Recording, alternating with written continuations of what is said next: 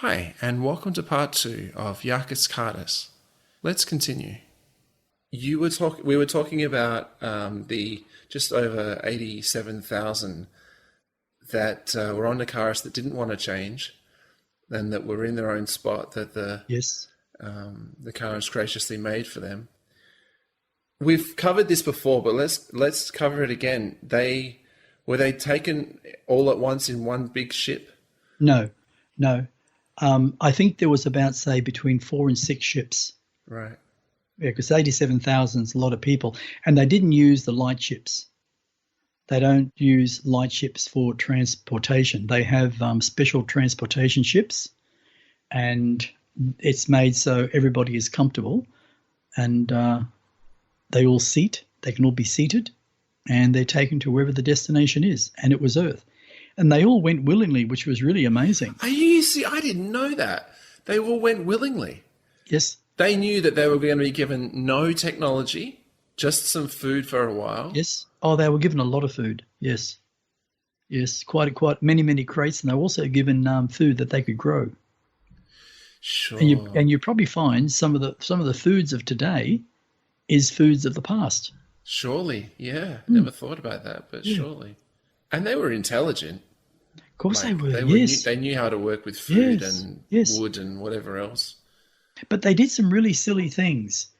That's what was really interesting.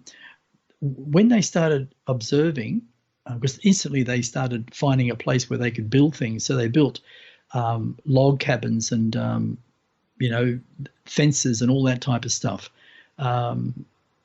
that they were used to, because they were very good at building. So Nar'Karons always were very good. So they built some very good places. But what was interesting, when they noticed the locals, they were a little bit dubious of the locals because they looked like, as I said, Neanderthals. They couldn't communicate very well. Their dialogue was pretty poor because they were evolving. So when the Nar'Karon would actually speak in Sanskrit, no one really understood. But over a period of time, they did mate. They got attracted to each other and they mated. I mean, you can imagine you got a 7-foot Nar'Karon, you got, like I say, between a 5'6" and a 6-foot human, and it happens. Yeah, it's pretty common all over the universe, isn't it? Yeah. 274,000 years later, they were a mass society. All changes. Everything changes. Mass society on one continent. On one continent, yes, and that's when eventually, because of the Nar'Karons, which will go into another episode of Atlantis, and I'll give you the real name, not today, but I'll give you the real name of what Atlantis was actually called. Oh, cool. So just to clarify for everyone, because this gets said so many times, 928,000 years ago, that's how long humanity's been evolving.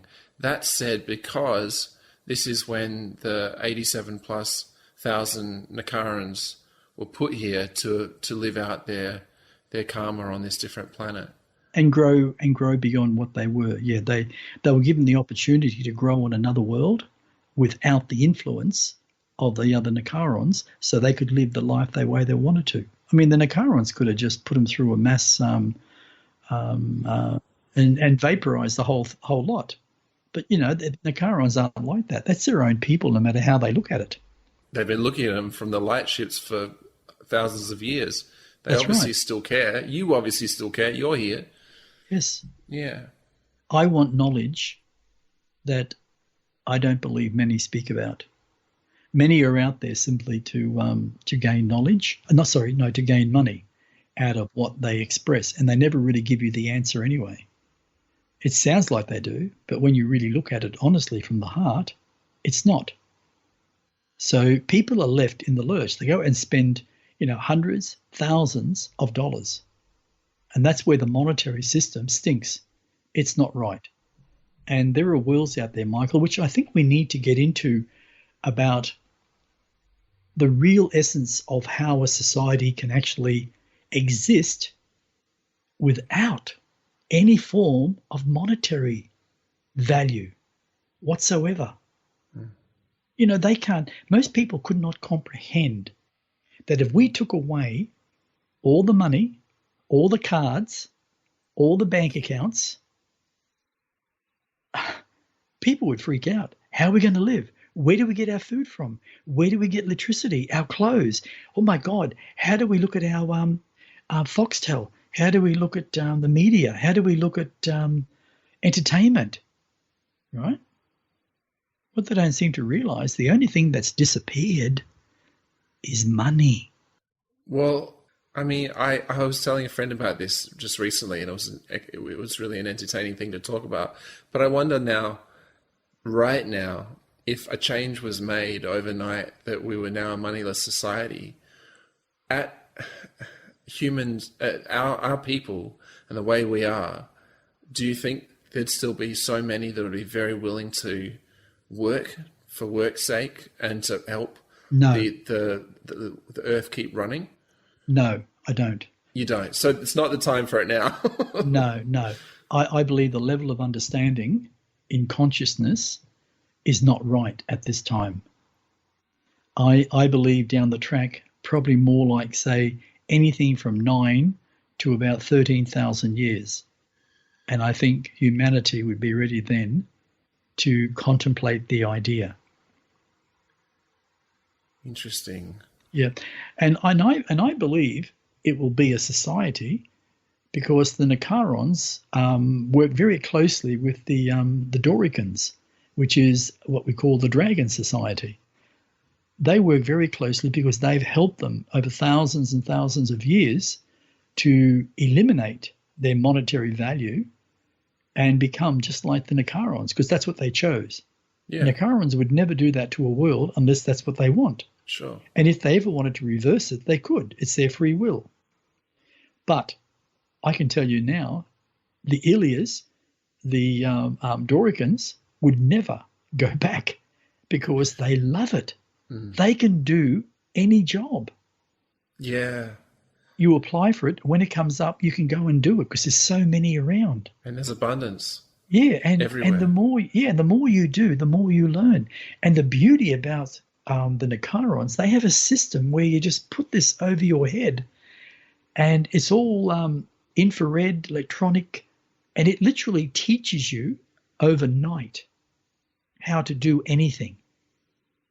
Because you're conscious beings, and we have the ability to pick things up very clear and very quickly. But the issue, we have a big ego, and we have an enemy within us, and it's called emotion. We get rid of the negative emotion, and we're more open to feelings. Mm. I mean, can you imagine waking up, Michael, knowing that you will never have to worry about the next $10 comes from or the $100 comes from? So many people are suffering needlessly. Oh, we are creating in Australia alone, not just the world, we are creating a poverty world. We don't realise that the government is going to create in Australia a mass society of poor. Mm. People at the moment in some sectors, and I'm talking in the thousands and thousands, are suffering so bad. You got to ask yourself, why would a government actually allow that? They use this C-19 so-called virus as the cause. I think people in Australia are a little bit wiser than that. They're trying to think that we're actually dumb, but I think people are a little bit wiser than that. We just don't say enough. And it's really sad.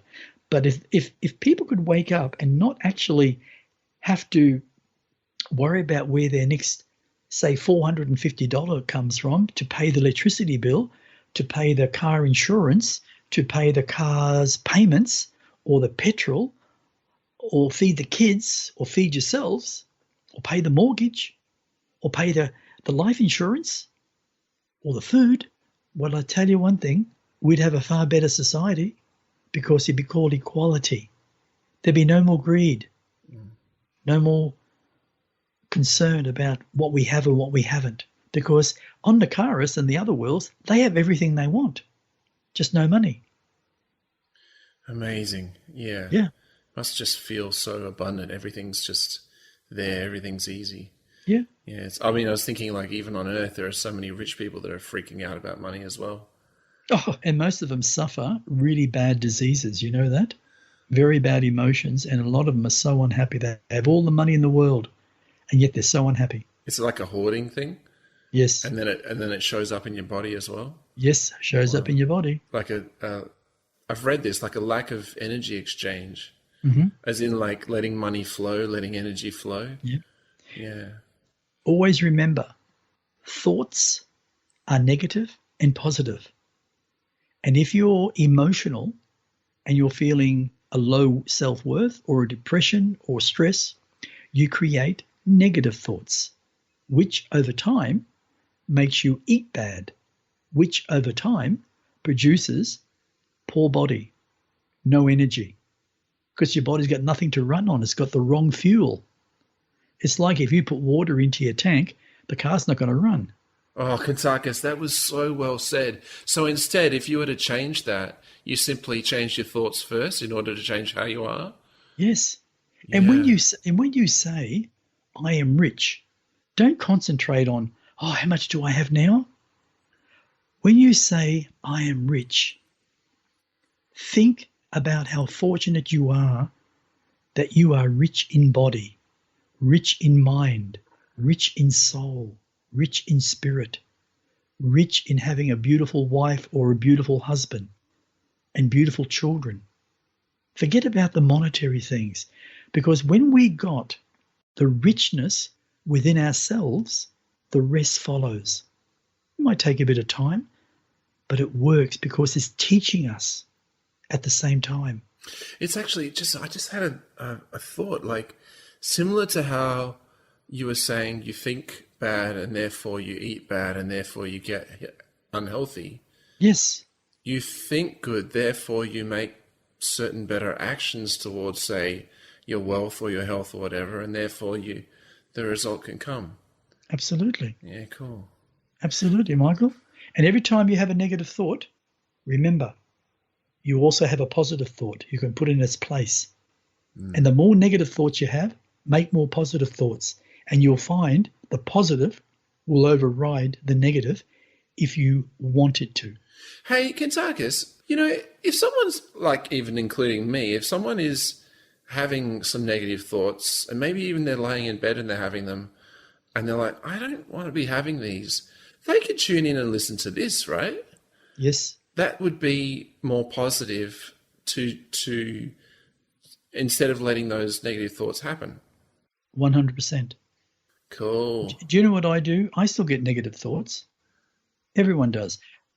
Everyone does. But the difference is I instantly, if I'm in the shower or I'm downstairs working, even when I'm writing, I'll say an affirmation. I have about 11 affirmations, some of them are long, that I say probably every second day. Sometimes I say them every day, and I know them off by heart. The thing is, they're positive. So when you're feeling negative, you've got to say something positive to override those negative emotional feelings. And say, it's okay for me to feel this negative emotion, but I now dissolve it because I let it go. I no longer need it, because all it's ever done is repeat itself in my life over and over and over again. I've learnt the lesson. I feel better. I'm letting it go. I'm saying this that is positive. I am a beautiful human being that is progressing through life in the most natural way. It's called unconditional love, and I love who I am. You say positive things like that, you mean it from your heart, and it becomes your life. You say negative things from your emotions constantly, and that's what you become. The shitty thing is that the negative things happen from the ego automatically. It's us Yes. that need to overwrite consciously. That is 100% true. Wow. Hey, getting back to Yarkiss Kariss, I've got a question. What does he look like? What does he wear? What is his hair like? What are his shoes like? Okay. Yarkiss Kariss is a little over 12 foot tall, for a start. At the moment, the way Yarkiss Kariss presents himself in his real form, he's built very solid. He wears an armor type clothing. It's very hard to describe because it's all white. He touches you and it feels like he's solid. He came to me back when I was on the mountain on Mount Tambourine, and I was at a low point in my life because I went through a bad relationship, and I was cleaning all that out. And when he came to me and he sort of sat on the bed, I literally moved over so he could sit because he was huge. And when he sat down, he looked at me and that beautiful smile came out of his green eyes. And he said, "I love you, Kuntarkis. You know who I am. I'm your father." I said, "Yes, Father. I know who you are. You're my creator." That's what I said back.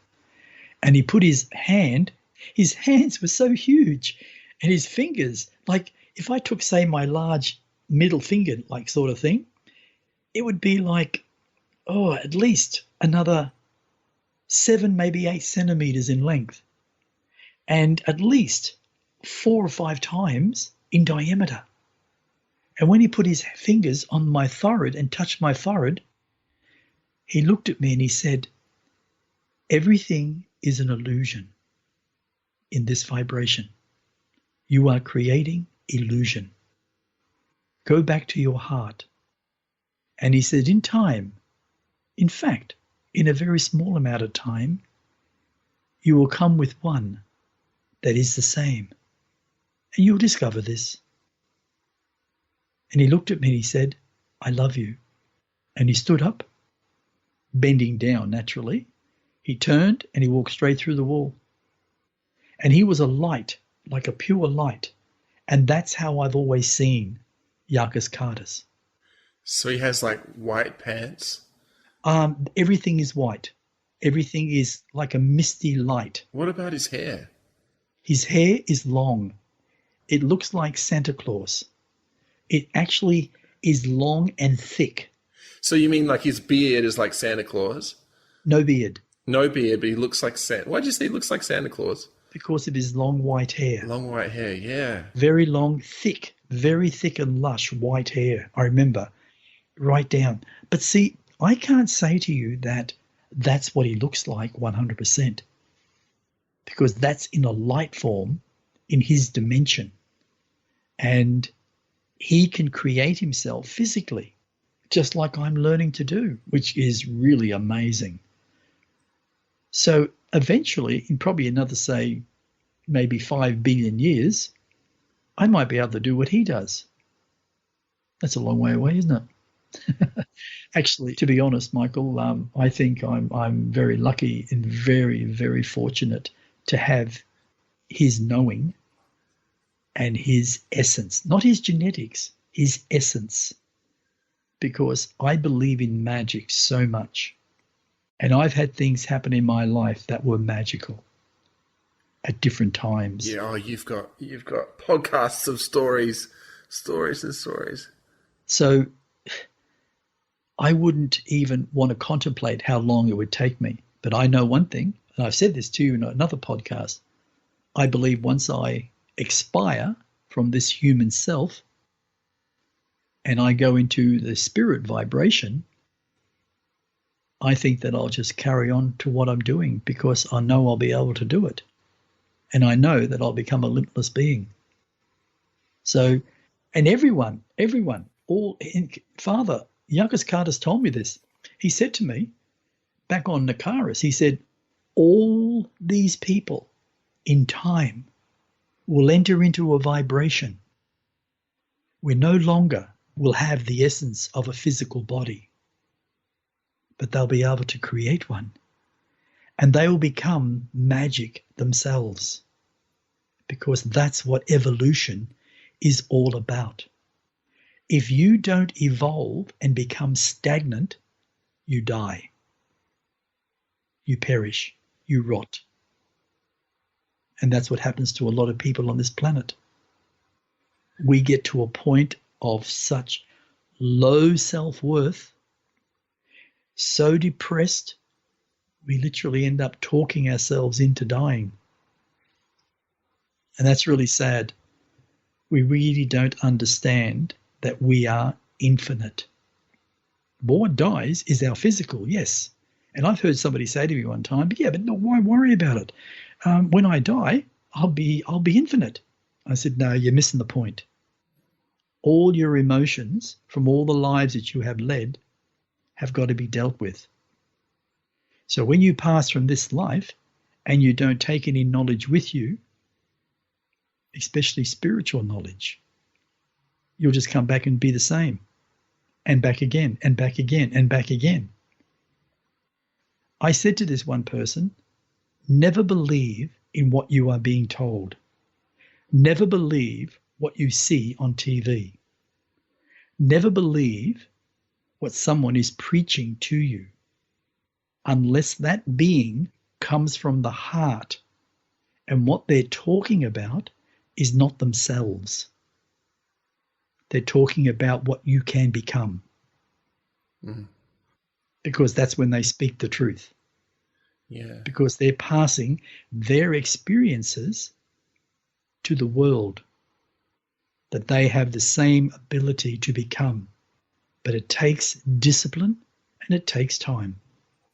Kuntarkis, I just wanted to clarify, you and your brothers and your sister that are like of Yarkiss Kariss, were you all born physically incarnated for the first time on Nar'Karon in different families? Yes, we were. Yes. So Yarkiss Kariss had, however you say, had split off these four energies, and then that's right. He had chosen the right bodies, and now you have your own soul separate to Yarkiss Kariss? Yes. Yes.